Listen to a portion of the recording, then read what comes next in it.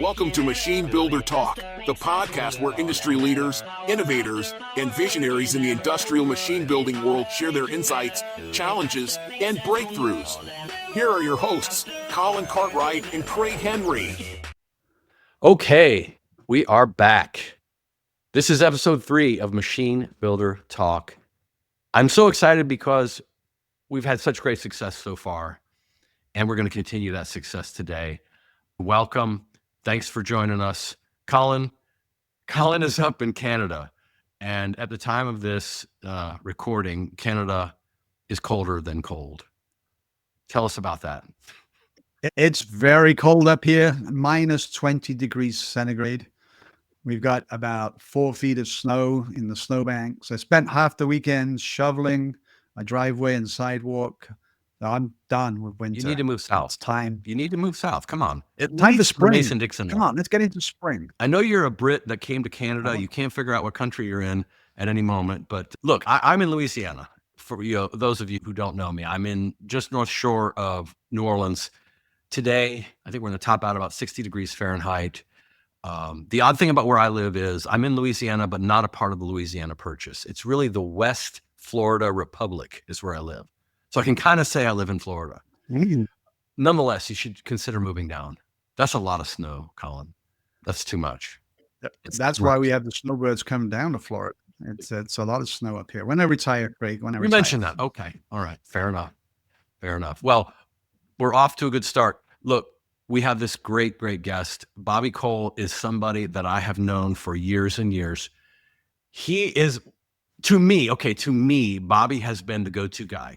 I remember bringing a project to him where someone had installed, it was Profibus, and he maybe will remember this, and they needed to go to Profinet because it was a long installation and it couldn't be supported with the distance. It was a problem from the beginning, but I knew that the fixer was Bobby Cole.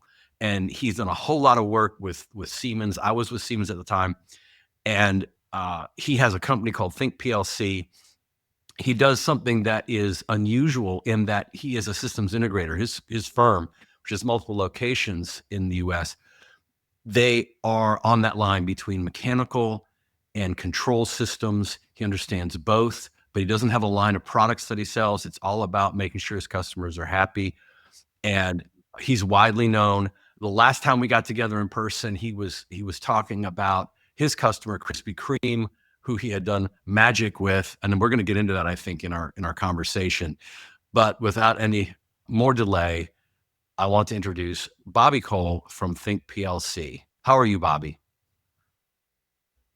Very good. Other than we're getting some of that Canadian snow he keeps mentioning here in North Carolina. So I'm good. Good to see you, Craig. Colin, nice to meet you, sir. Nice to meet you. Sorry about the snow. Hey, the Canadians, they push it down. It's coming down to us. It's going to be 27 Fahrenheit here where I live. That's not okay. I have to drag the plants in. All my tropical plants out on the courtyard. They're all going to turn black. Of course. So there's that. We've taken them outside and had to bring them back in, and we get this little dance through the springtime here in North Carolina. I do joke when we interview folks that are up north for a job, we want them to maybe move here. I tell them you never hear of anybody retiring and moving north, So it's often the conversation when we are trying to get somebody on board. For sure. No one moves north. No one told me about the winters up here when I came to Canada. I landed in Canada in 1995, so 30 years ago this year, August the 13th. I remember getting off the plane, and it was 30 degrees centigrade outside, humid. I thought, this is it. This is great. And then about 6 months later, we got the snow. Freezing your butt off. And it didn't go. Yeah. We still have great summers, but the snow comes in this winter. Anyway, that's it. Let's get on with the show. And stop talking about weather. I want to hear more about Bobby and what I think PLC does. Yeah, Colin, thanks. Yeah, so Bobby Cole, I'm the president of Think PLC. We specialize in automation solutions. Listening to Craig, it sounds like we just do everything for free. Really? We don't have a product. And he's right. We don't have a product. People are our product. And that's the center focus of the business is the people here, because without them, we wouldn't have anything really. And in that we're focusing on delivering control systems tailored to our customers' needs. And that work spans industries such as food manufacturing, metal fabrication, a lot of material handling, for sure, material handling. We pride ourselves on providing future-proof automation systems. We're fixing them to that with intuitive designs that simplify operations and enhance productivity where we keep. Wow. Perfect. Is that more on the control side of things, Bobby? Are you doing the integration as in like mechanical as well, like, installing conveyor systems and building frameworks, or are you sticking strictly to control systems? No, that's a great conversation. That's where I come from. That's what I built the business off of. I mean, PLC's in the name. With that being said, we've become very mechanical over the last 5 years. Right. That's a passion, personal passion for myself, and a little bit of irritation where we needed to become more mechanical. The projects we were doing, the customers were asking for more and more. And I always joke that we're not a machine builder, but when you walk our floor and you see some of the stuff we're building, you're like, yeah, you're a machine builder. And I think we fit a really neat niche where we can build things that a lot of larger machine builders just couldn't afford to work on. And we tell the story, and being in a relationship business, I like to tell these stories, paint the story anyway. We all know we've got that machine. Mechanically, it's actually a pretty good machine, but the controls are a mess on it because these machine builders traditionally have had a struggle keeping A+ controls people on staff, keeping them entertained to where they can keep those folks. It's really difficult to do. And with that being said, we do a lot of retrofit where we actually put new controls on those machines later on, or sometimes when they're practically new. So the story is that we lead with A+ controls and then have expanded that out on the mechanical side. So coming at it a different direction with that in mind. Amazing. And you imagine the influence that has on what a customer could get at the end of the day. Yeah, and I guess that eliminates some of the holdups you get because, a normal project waiting for mechanical to finish before you can get in and start installing, sensors or actuators and then wiring everything back to the panel. Now, hey, there's a question for you. Are you still on a new project wiring everything back to the panel, or have you adopted a more decentralized approach? Oh, no, you have to do a decentralized approach or you wouldn't be competitive these days. Speed of install, especially all the retrofit work it's an absolute must. And just some point in the evening, I want to go home, and that allows us to do it by the simplistic approach of networking, like you're saying, decentralizing I/O, cuts down on conduits, which as a controls integrator, we're not pop and wire people, so it makes more sense to integrate, have more diagnostics, and get lower the scope of the pipe and wire folks so we can get in, get out, and that's what does it for sure. Yeah, that actually gives me another question. I wrote an article about a month ago now called "Stop Chasing Electricians." And one of the problems out there in the marketplace is everyone's saying, oh, we've got this skilled labor problem. We can't find enough controls guys or controls girls, because we got those in the industry as well.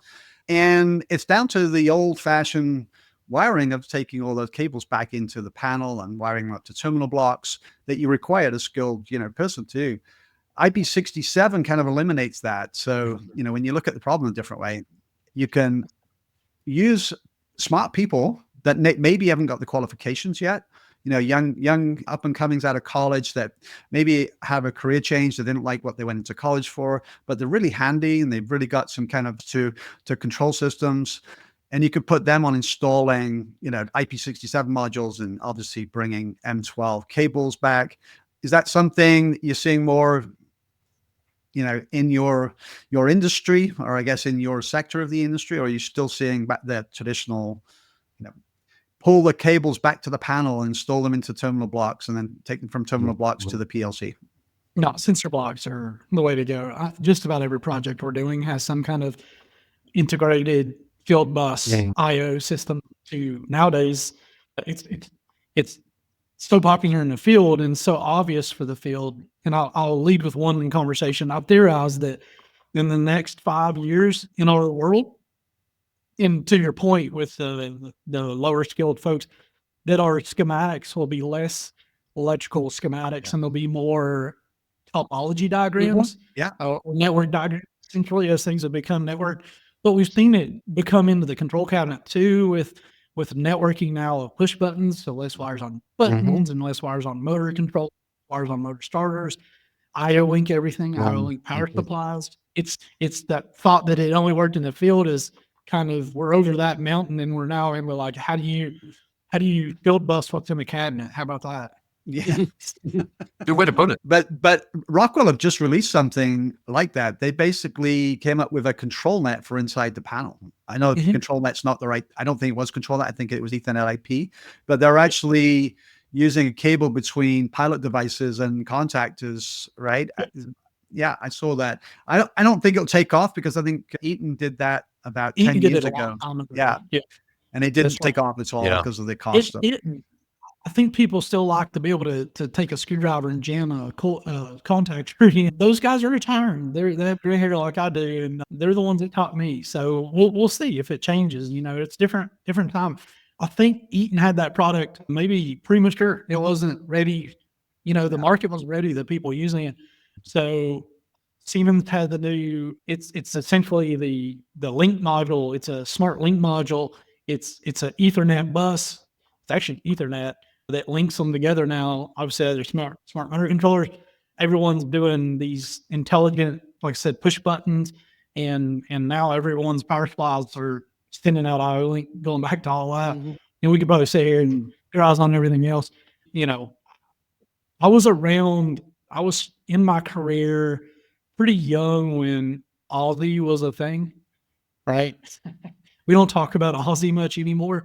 When we go back to, I think back to like 2005, and we had this self-healing cable and you could do safety. It was, for me, I was all about Junior or whatever. It was another one that just really didn't do, it wasn't groundbreaking in the sense, like it didn't take the world over like we thought. Right. And, in some companies like IFM, and they really dug their heels in, like that was their thing. And to see it not really go where we thought it was kind of interesting. And I'll ask you guys back a question. Why is that, you think? It's funny you say that because IO-Link was actually invented by Siemens, a long time ago, probably about 16 or 17 years ago. And it never really took off. And then, I won't mention the name because they're a competitor to us, but they begin with B and they end in F. They decided to start using it for field bus devices. And then obviously everyone started making sensors, but now IO-Link is probably the equivalent of USB for industrial devices. I agree.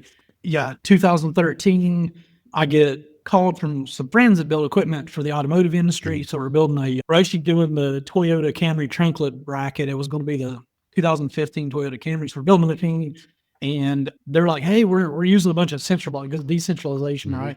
And they're like, rapid pace of building this machine, you have to do it really quick. And they showed me the valve catalog, and they're like, we're going to use the IO-Link stuff. And it was a Rockwell PLC. And I'm doing design, doing programming. Like back then, it seemed like you just did everything. But we got into it, and then we weren't using the sensors for the smart IO-Link, but we're using IO-Link to network the devices. Yeah. It mitigated the cost of Ethernet blocks at that point were still very expensive, 2013. And I was very impressed. The deployment at that time, Balluff did not have their stuff together with Rockwell, so their messaging blocks were very cumbersome, and we had some issues to work through there, but it's now figured out, obviously. But, that goes back 2013. It's been a while now. And I've seen IO-Link take off since and become even more prevalent.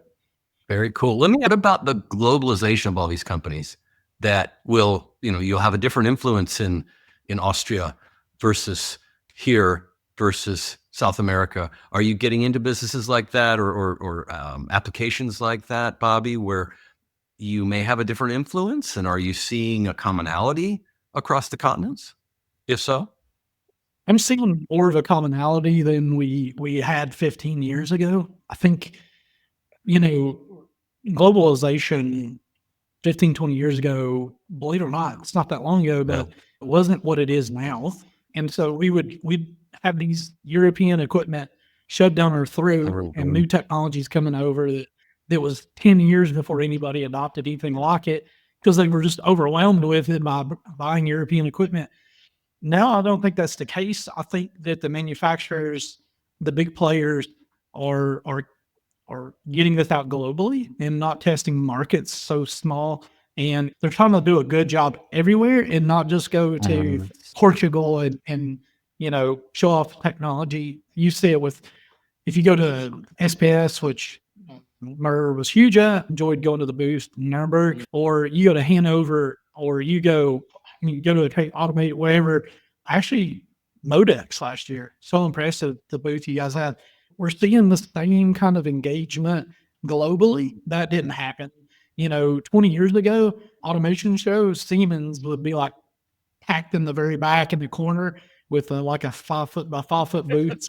That's not the case anymore, right, in the United States. But so that, and just in my point in case is, I think that the marketing dollars throughout each nation has grown to the point where people are expanding that. Cool.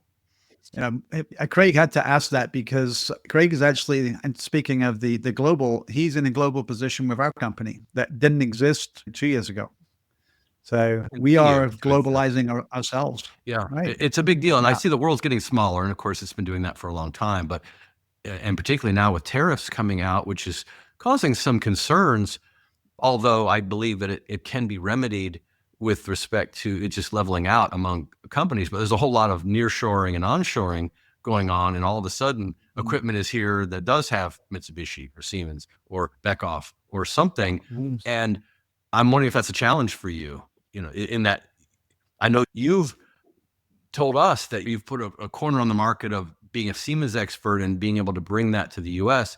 Now, I think that's more commonplace now, right? There's all of these different brands. And does that create a challenge?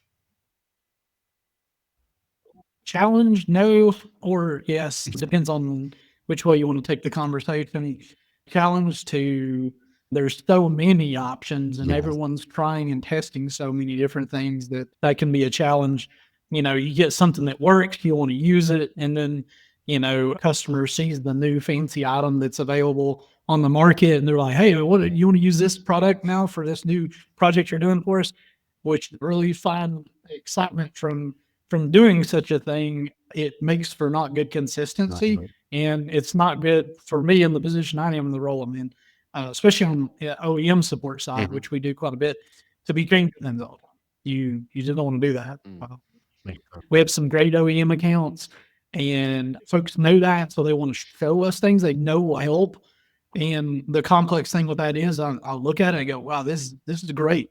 This ice cube relay is innovative or whatever it is, joking. And I say, okay, yes, I would like to use it. So you're going to go update all of our bill of materials. You're going to go change all of our drawings. You're going to, you're going to redeploy stock. And they're like, oh, I get it. Next time it comes around, give me a shout. Absolutely. So it does make it complicated on that side of it. What do you guys see? Because catalogs are really growing, and the footprint of, like, my involvement with Murr early on was cables and sensor blocks, and now I'm calling you guys for more than that. So how do you deal with that? That catalog's not getting smaller, or the website, product selection is not getting smaller. It's growing every year. When customers are, demanding new technologies, how do you balance innovation and maintaining consistency in your service and support? Gosh, good question. I feel like we're constantly training. You might as well, I'd typically double it in a year.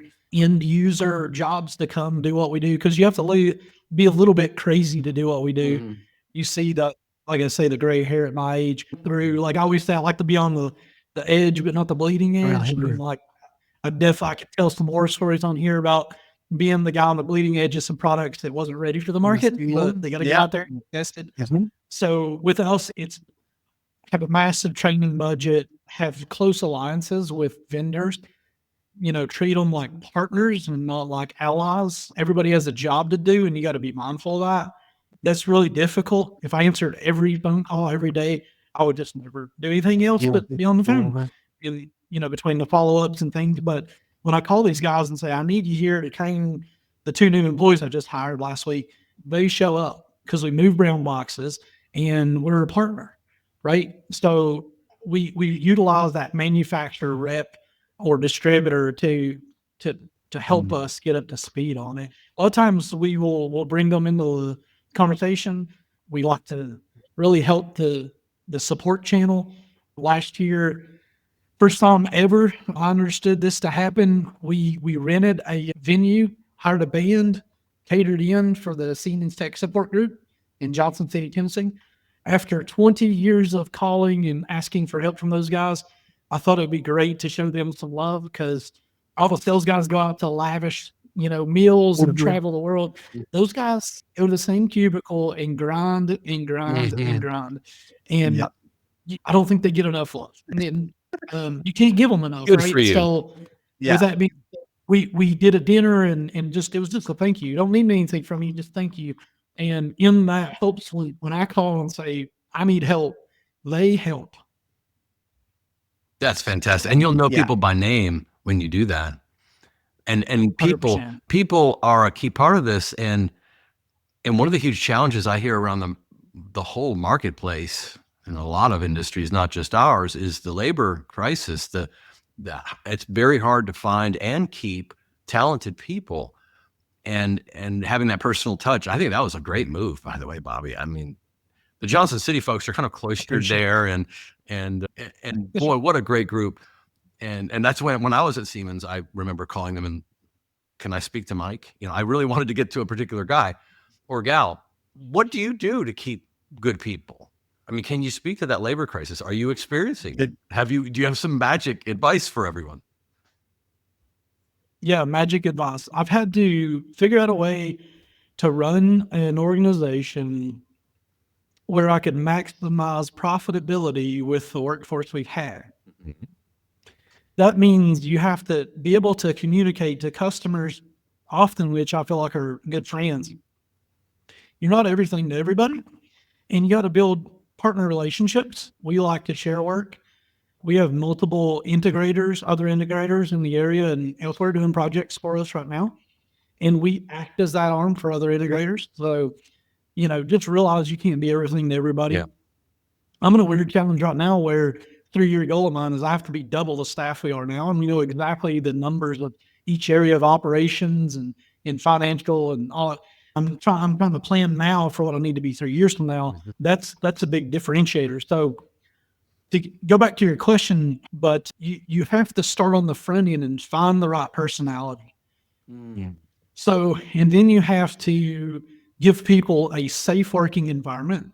That doesn't mean like safe, like you need a guard outside. That means safety in, their job responsibilities. And I tell people Security. often, yeah. I mean, if you want the company to be loyal to you, you got to be loyal to the company and vice versa, right? And you got to feel that when things come up. Mm-hmm. Interesting, and this is going pretty sideways here real quick. But people look at how you offboard folks that aren't right for the organization. They look at how you treat them. I think back to a previous place I worked, they treated you like you were stealing, no matter what the case was, if you're leaving. And nothing like last week, we actually had a new hire who works with a past employee, and he said, man, it was great working there. And he was someone that was exited. Unfortunately, just a crazy story that how that action come to be and how you treat them, how it comes full circle. Mm-hmm. It's a small world out here, and it is a global world. It's very small. So some of the things we've had to do is adopt unlimited PTO. We've had to have a very easy to explain bonus program. We've had to increase other ancillary benefits, and we pay 100% medical benefits for our employees that's very good.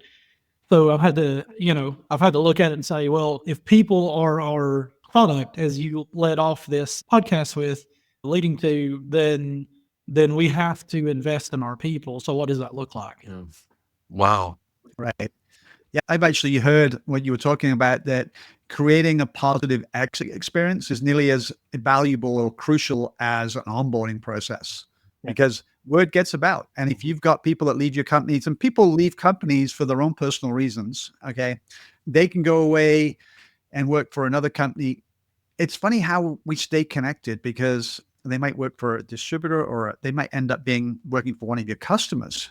Yeah. And if they have a bad experience working for you, it doesn't bode well for your relationship moving forward, especially if they're in a decision-making position, right? So really, it's and we important. know there's a lot of research out there. People don't leave companies, they leave managers. Yep. Yes. And Yeah. so, you have to be mindful of that, what's going on there all the way through the organization. We obviously have what we call it not a org chart, but an accountability chart. With that being said, there's so much room to work around each other.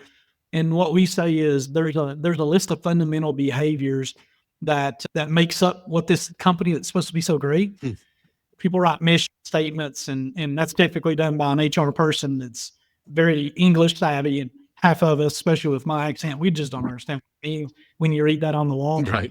But we can do a list of fundamentals of things, behaviors that which make things or make the organization great. That's easy for people to understand. If you communicate those and you celebrate those things, it makes it really easy to people understand, like, why is it great? So if I ask you, like, Craig, what is so great about Murr? And obviously he's going to know, like, just no, great. He's going to be like, wow. He's going to go on for 2 hours. But a lot of people, like, especially the guy that's, literally putting things in boxes every day, they're going to stop and take a pause. You want them when they're at the, backyard barbecue with their neighbor to be like, oh, I'll tell you what's great about it. You know what I mean? This, and this. You know what I mean? Exactly what we do and how we behave. Our management don't tolerate it if you do things outside of those behaviors. It's a strong message. People want to know what's expected of them. And all these things just build that.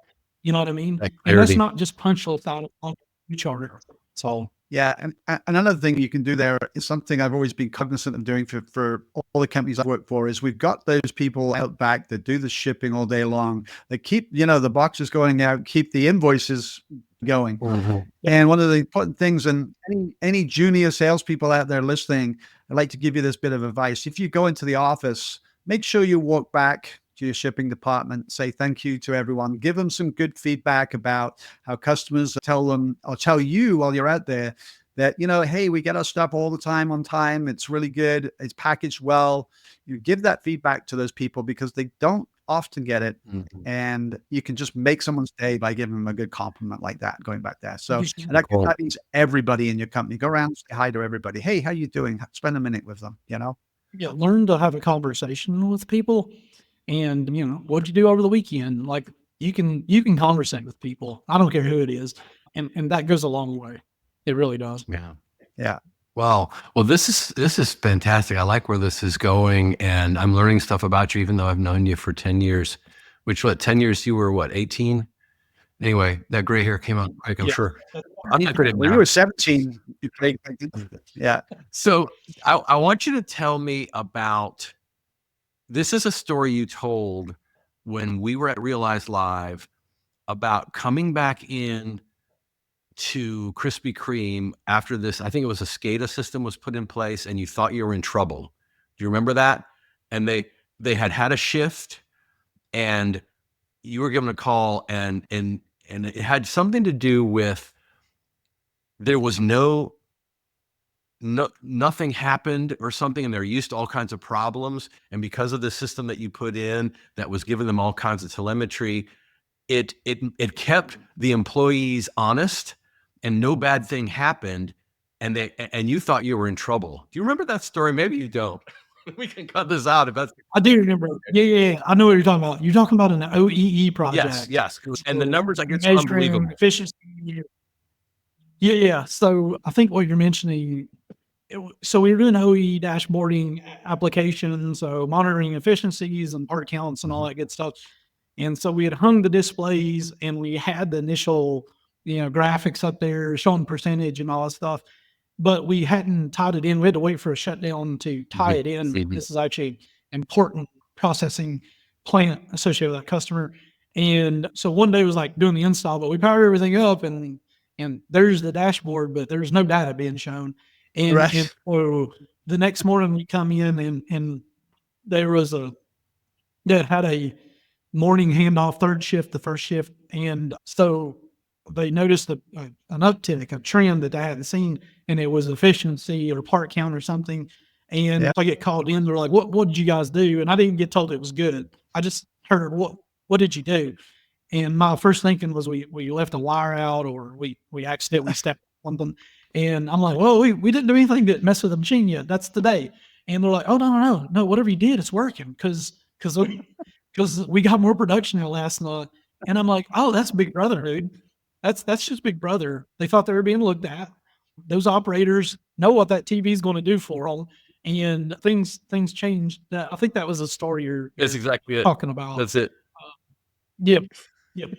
So Big Brother is a big deal, and then a lot of times I get packing boxes, talking about troubleshooting and junior folks, like you're talking about the salesperson. When I talk to technicians, I explain to them how you need to befriend those operators, those low paid workers that work on the production line. You might not think they're as smart as you, and most of the time that's not the case when you get to know them. And they know how that machine works, and they know what it's supposed to do. And they'll tell on the maintenance guys who might have messed it up, actually. So, the first thing I'll do is I'll go to the operator and go, what happened here? They'll go, I'll tell you what happened. Nobody's asked him. It's been known for a day. Nobody's asked the guy. He'll go, Steve, come over here and jam a screwdriver in the thing. And it goes down every time he does that because of this. And the guy don't know how to fix it, but, you know, and he's cool sitting there on the sideline, you know what I mean? Because that's less work he's got to do. But they'll tell you, but you got to treat them with respect. So those operators, you're right, they do know the machines better than most people, and they can hear things that you can't hear, and they get used to the whir of the machine, or certain mechanical sounds that it makes during a certain part of the process. And if something's wrong, they can hear it. You don't even have to see it. They know. They go, oh, hang on, that's just happened over there. And they just go and adjust something really quickly, and then they come back and everything's fine, It's I've had these guys explain the machine does things. No, a machine I wrote all the code for, like 7 years before. And they're like, oh yeah, it does this thing. And then you got, and I'm like, no, it don't. They're like, yes, it does. And I forgot about how it was written and actually how it functions. They live with it. They know. And another favorite story was one of these food and bev customers, phone call, need some help, and they have Harding plugs that plug in, and this gets plugged, unplugged every day, and the system gets cleaned. So the gasket breaks down, caustic breaks it down, just wear. And I go in and I go right to the operator because I'm the guy that says you need to go to the operator. And I go, all right, man, what's going on? I hear you having trouble with this part of the machine. He goes, I'll show you. And I go, oh, okay, let's go. Let's let up. So he walks me over there and he picks up a water hose. And I'm like, oh gosh. Like, he's picking up a water hose and he sprays it at the connector and the fireball blows out of the connector and it trips off, alarms go off. And I'm like, stop, time out. Don't do that. He's like, it does that every time I spray it. And so I've had both sides of the coin with that experience. But hey, he took me right to the problem, or right to the scene of the accident.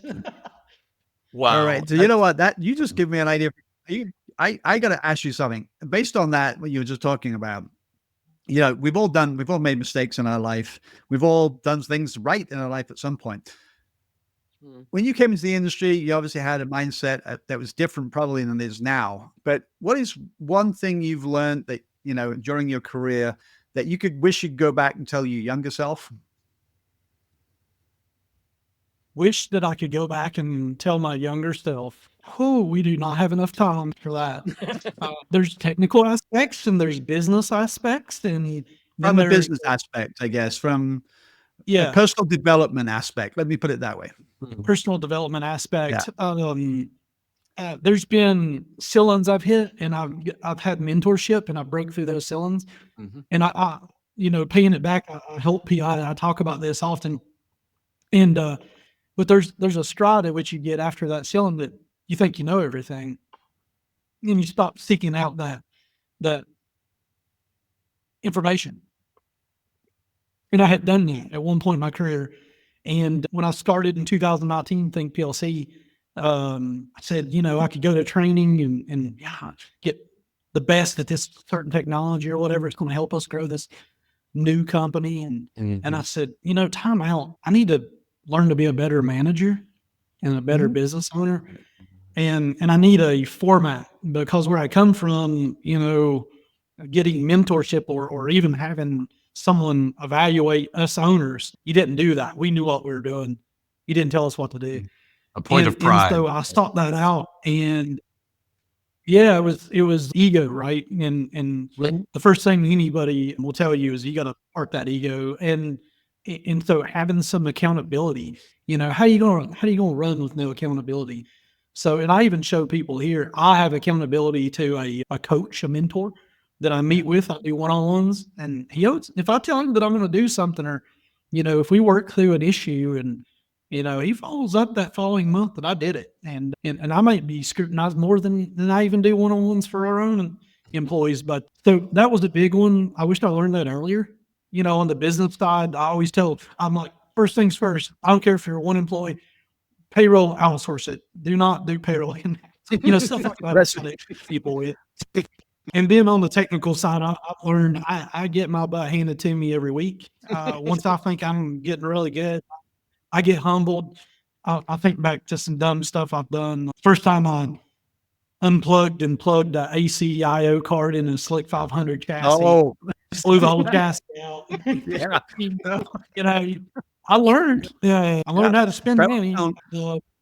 But we call those, we joke here, we call them CLEs here at our facility. Somebody will make a dumb mistake. We call them career limiting events. And we'll say, hey, you just have a CLE as a joke. But anyway. Yeah. That wasn't a PLC, PLC 3, the size of a PLC 3 pulling that card out. Or I hope it was smaller than that, because that would have been a big arc going across. Yeah, the Slick was, like 6 inches tall or whatever. But you can't cross swap them. I learned that my vocabulary grew that day. It was hot swappable. Did not exist. Well, you guys, and I'm going to take a chance to see if this is something you guys have had in your life. There's a smell of electronics when it's overheating. You know that smell. Mm-hmm. And if you've been in a room, it will immediately stop you and say something's wrong. I get that every time my wife does her hair, and she has this iron thing, and she turns it on, and all of a sudden, something's up. Wait, because I'm used to being in control rooms when it gets the circuit boards heat up. It's a similar smell. It is. Yeah, it's a similar smell. Because I've been that smell is familiar. It smells the same from every type of short circuit to an overload to a power supply that's burnt out. You pull it up there, and that was connected wrong. So I would say you guys on that side of the camera, that smells like money to you. Yeah, well, it's funny because we don't get very many power supplies back at Mirror Electronic, Bobby. Tell you the truth, our power supplies are rock solid. We very rarely get one back. And I remember getting one a couple of years ago, and it was a single phase power supply. Okay. And they said it didn't work from start. Okay. So it didn't work. I smell it and I go, that doesn't smell like a brand new power supply that didn't work from scratch, because they don't smell when they don't work from scratch. Right. Good point. And it turns out that, they tried to connect 3 phases to it. There's another manufacturer that has a 120, 240 power supply, and there's a switch on the side of it. And if you don't change that switch, it burns them up every time. Yeah. It's just a single phase, not 3 phase. A few weeks ago, I helped at a water plant put a new VFD in, and we got to the root of the issue, and we put the new VFD in, and this is a really nice, really good quality VFD. We put it in, and it's running. It tuned, and it's running the motor, and they want to do the second one next to it. So my head's in the cabinet over here, and I'm like, man, that thing smells funny. It's that smell you keep talking about, and you know something's wrong. And I'm just like, and the plastic on the front of this brand new VFD is turning shiny. I'm like, God, what is going on? But it's running, current looks good. And then it's getting awful. So I pick my head up and I look at it. By that time smoke rolls out of it, I kill the disconnect. It's toast. Oil from the capacitors run out into the bottom. This drive rammed the motor to that point where smoke was coming out of it. Wow. lesson learned, if you have a DVD-T filter on the Yeah. output of a VFD and the capacitors are bad, it will damage a new VFD. And I Oh. argued that the VFD should have protected itself, and we won't get into the technical aspects of it. But I learned my lesson. If you replace the drive and it has a DVD-T filter, replace the filter as well. It was actually a Rockwell, one of the earlier Rockwell Kinetics drives that had self-sensing to know what three-phase was coming in, and the self-sensing made a decision too quickly. So it was ramping up to 480, but for some reason the software said, "Oh, I'm running at 240," and so it immediately said, "I'm running at 240." Then the voltage went up. So the customer actually hadn't installed it yet, but he says, "Listen to this," and he gets it plugged up kind of at the bench, and all of a sudden you heard tick, tick, tick, tick, tick, tick, tick, tick, tick, tick, tick, tick, tick, tick, because it was expanding inside, like it was going to blow up, and it glowed from inside because it was about to let the smoke out, and it simply was a software problem. It didn't self-sense properly what voltage was coming in, and it clamped off too early, like it did it in milliseconds. A little too smart for its own good, but that smelled a little fishy as well. Yeah. Every time. All right. So ask you a question we ask every guest every week, Bobby. What's one tool or piece of software or a resource of some sort that you can't live without? It could be a piece of software. It could be a tool. What would it be? Probably AI at this point. Yeah, ChatGPT. I agree. I mean, for multiple reasons, and it's a topic in my leadership group. This morning to my entire company, I presented a AI chatbot that we have adopted, that we have white labeled for us, that we're now doing we pump all of your documentation for your machine in, and you get a chatbot, scan a barcode, and you can say, why is my fryer heater not working? It'll come back. It could be working for many reasons. Check circuit breaker, and it will zoom into the schematic that it referenced if you saw it. And we're white labeling that, selling it as a product. So I got to say AI tools as exist now. And I'm just really interested. People are scared of AI. You just have to know how to use it. It's not perfect. It's not going to take everyone's jobs. It's not going to be like Terminator 2. And you have to check it every time for sure. With that being said, I think back about in the 1980s when CAM software came around for the CNC industry, and it would start writing toolpathing, G-code. It had to be the same thing. It had to be like, whoa, mind blown. Like, what? I don't have to write G-code anymore. It's not much different at that time accent. I am glad it came later in life that I had to dig a little deeper for proper grammar and writing skills and things, because I would be awful for the rest of my life if it came early. So we're gonna have to really work on that with our young people. But I'm excited for it. If you're not using it to improve, and they say what you can't delegate, you automate is the thing you hear at leadership books, and it's to really help automate things. We're using it for our quoting tools, like quoting control panel wiring. So I can turn out quotes really quick about getting information off schematics, and then it's just going to grow. So we'll see. I've used it a little bit with writing some code. I don't think it does a great job with that, even with the SCL logic and stuff, but it actually gives you a good insight for a different way to do things.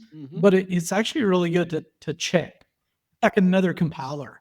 I don't think it's a good replacement for us PLC programmers yet, which is probably a good thing. It's how we make our money. But with that being said, it's getting better and better. It's good for validating, especially if you've got a set code has a structure, so it's easy for it to validate against that structure. And the way I look at AI is, don't ask it to make rational decisions based on dynamic information. So if it's a static piece of information you want an answer for, and it's a fact for that answer, it's very good. But I use it as a assistant. So I ask it for help, but you have to really define the kind of help you want to get from it. Okay. An intern, I guess, is the best way of describing it. So for example, if I said to AI, it's my wife's birthday next week, go out and buy her a birthday present. It could go back out and buy something completely random. Okay. But if I start giving it more information, well, she likes horses, we've got 2 golden retrievers, she likes to walk.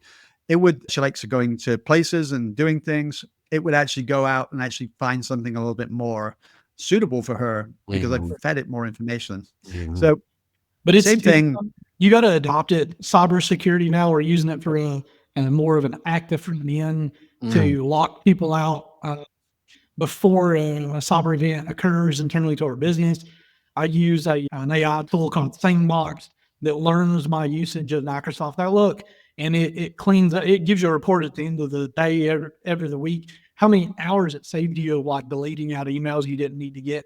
There is some CRM tool we're using where I can actually look you up if you're my contact, and it'll go tell me like when your birthday is, what you like. It'll go check your socials and stuff.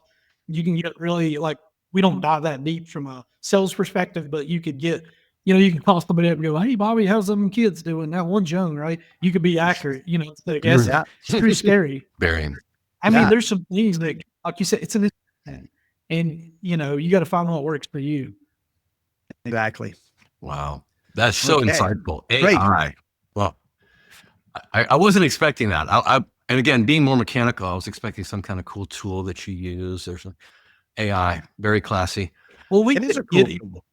It is a cool Yeah. tool. We didn't have it. You think about it, 3 years ago, before ChatGPT came out, that was only 2 years ago, or not even that, a year and a half ago. It's things have changed so rapidly because of AI, faster than anything in the history of time. Because we've had, many revolutions: the steam revolution, we've had the electric revolution, we've had the computer or digital revolution, the robot revolution, and now, the internet revolution. Now we've got the AI revolution. Kind of add what you're saying is it is a new shiny toy. And I just set through and I'm going to get this wrong, so please fact check me on this and Okay. get real information. I'm just going to hyperbole here. There's something like 30,000 new AI companies started within last year. Yeah. And some crazy amount, like 60, 70% is going to go out of business within a year or something to that level. And I don't have the, I could research it real quick. But so be mindful that everybody's trying to use it to generate new entrepreneurial opportunities, and kind of be mindful of what that is. And so for you investors out there, be careful about it. And remember pets.com? Pets.com spent $26 million on marketing, received $15 million in total sales, folded. Fast forward, now we have Chewy, we have all that stuff that we're buying online for pets. So it wasn't that they were wrong, it was just that they were early. And I think there's a latency period with all new technologies, and that's true. The steam engine, you mentioned steam engine, it took 20 years before people realized what it could do, and really it changed the way that we operated, and an electric motor came along and it changed the way factories were built, but it still took a period of time where people had to start fresh, like throw away the old paradigm. So I think we're going to see that here with AI. It's going to be messy for a while. Go ahead, Colin. Yeah, just to finish on that AI part, there are a lot of AI applications out there that are basically wrappers of the large language models that are underneath. So they're basically ChatGPT in disguise. Yeah, you can make your own GPT pretty exactly to your point. There's plenty of opportunity to do something with it. And you should. I mean, get creative. There's some actual tools that you don't have to be like a Java programmer anymore. You can create your own GPT and solve a problem you have in your business or your personal life or whatever, but if you can make money out of it, that's even better. I'm gonna make one. What t-shirt will Craig wear on this next trip? There you go. He had his waffle you have shirt on earlier. Have you still got that on? No, what have I got on today? Infamous. Oh, yes. Yes. Yeah, it is the waffle hour. Look at that. Smothered in cover. No, we do have one more question for you. And before we do that, though, I want to make sure that people know how to get in touch with you and get in touch with Think PLC when they need someone with your phenomenal expertise to solve their problems. What's the best way for them to get you? Yeah, no, appreciate it. Think-PLC.com. You can contact us directly through the website. It is monitored. Call my cell phone. I still answer 24/7. You can support at think-PLC.com. LinkedIn, Find me on LinkedIn. Yeah. You got a great website, by the way, Bobby. Your website's really good. Yeah, a lot of information on there. You're even doing PLC courses as well, which is something I didn't know you did. So yeah. if anyone's wanting to learn PLC programming, then get in touch with Bobby as well. Yes. Thank you. I hate to interrupt you. But here's the you're thing. fine. Back in 2021, maybe, you were showing me your LinkedIn and you said, look at this, Craig. And you had something like 40,000 impressions. And you were like, this thing's looking pretty good. This LinkedIn thing is pretty good. I'm sure you've come much further since then. But anyway, finish your thought. Did you want to say something else? I interrupted you once again. No, we are searching for only statements, as we call them. You can't be everything to everybody. Right. We all hire the top talent. We all use the same adjectives to describe how good we are. Honestly, we're all hiring the same pool. Yeah, I mean, what we're trying to do is get good at certain things. We have some only statements in our organization. We like doing that, saying like PLC being one of the only, or the only now, I think, factory automation certified solution partner in machine tools, CNC, in the United States. Things like that is a big deal. So we're looking for those only statements that really stand us out. Because if we just say we're the most innovative, then you're full of crap. You know what I'm saying? Everybody's innovative. You get the point. So that's really big in that. Going back to your story, in 2019, a person said, yes, they mentioned LinkedIn. I'm like, LinkedIn? Gosh, I haven't been on there in years. I said, it's nothing but recruiters, and all they want to do is like solicit my employees, you know? And I'm like, they do the same thing to me. I'm like, stop reaching out to my people, you know? And so I get on there, and by that time, the social wallet started. And Katie barred the door, give people a platform. You know, I don't care what you call it. You know, MySpace relaunched with a wall, like it'd be the biggest thing tomorrow. So anyway, I was like, okay. And, you know, I got thinking about it, and I said, I'm in an industry, systems integrators. They're very 1990s. Like they run, like systems integrators run businesses like it's in the 1990s, close to chest, kind of backwards. I was like, how do you be different? And I was like, if I put what we're doing on there legally, if we can put things on there, if we can talk about it, show it. I said, you know, to be a little vain of it, I was like, it's going to make a couple of people's blood boil because it's really cool. Probably piss them off, you know, and that's the vain side of me. But then I was like, well, wait a minute, this is content people want to see. And it took off. And to Craig's point, probably by 2020, 2021, we're getting a lot of engagement. And so, and I'm absolutely nobody, but I'll do a Brew Logics event in another state. Somebody will come and they'll be like, man, I've been following you on. You're like, it's like meeting somebody famous. I'm like, do what? Like, it's gotten to be that popular, you know, in our industry, which is really cool to see our industry become popular in its own world. But great talking to you about PLCs and AI. I totally agree with you on both of those. The AI really is a game changer when you know how to use it. And not necessarily to actually assist you doing things as opposed to cheating. And the thing is that a lot of people expect to put a single prompt in and get the answer. And it's a process of iteration, walking through and working with it as a tool, right? Yeah. As it's opposed so to impressive. I had a customer with some old PLC code in statement list, reach out, said, you're the S5 expert, you know, you've been recommended by 5 people. We need your help. And I'm like, okay, I can jump on it. Give me a couple of weeks. Well, we don't have a couple of weeks. You know, we took this job, a contractor laid down on us, yada, yada, yada. Can you have it done tomorrow? And I'm just dumb enough to say, I'll try. And so I was kind of just messing around, and I screenshot with Snippet Tool the code. Yeah. I put it in ChatGPT 4.0 and said, explain what this is doing to me. And it explained with a screenshot perfectly, line by line. I checked it, what it was doing. And we had a program that had no documentation, no comments. So I went through there really quickly and just pasted what it told me in the comment area, the line of PLC code, each network or each rung. And I just recreated it.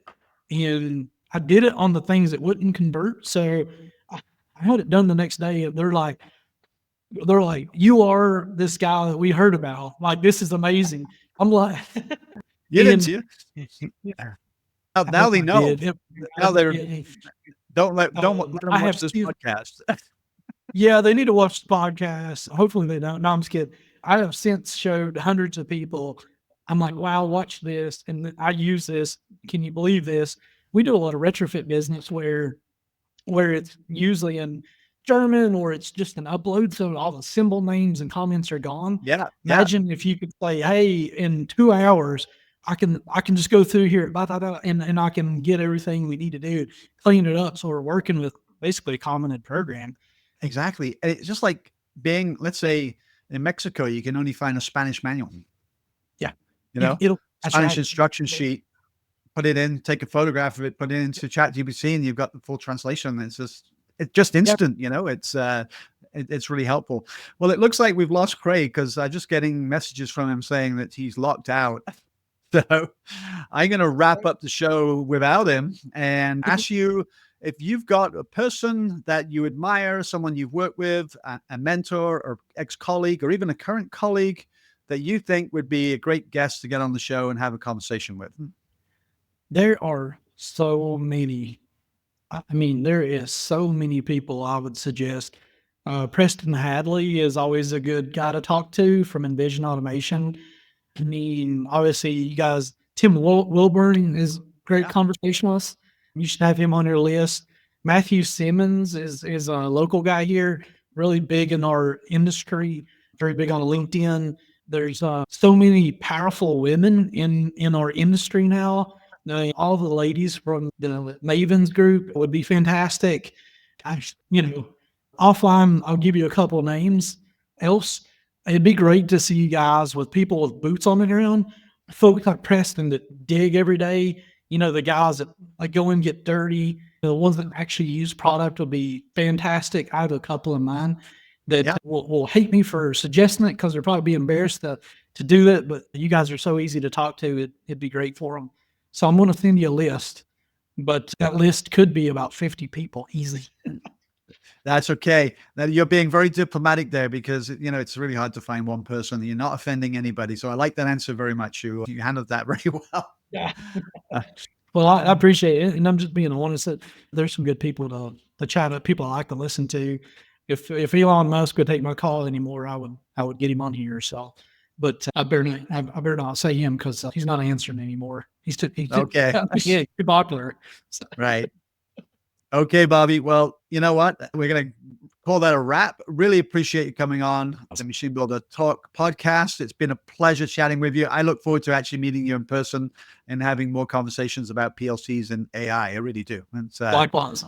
We'll see you soon. Absolutely. So we'll bump into each other on the road sooner or later. Are you happen to be at ProMat by any chance? Not ProMat. I'll be at Automate for sure. I hope to see you at Automate. And then we'll probably be at Modex. My team is going to be at most of them, including ProMat. We have a ton of customers and manufacturers that we partner with. You know, actually has booths. We've helped those guys with booth setups or the technology in the booth. So you'll see us out there, but for sure Automate very soon. Realize Live coming up as well. So see you there. Yeah, I'll definitely come and find you. Okay. Thanks, All right. Bobby.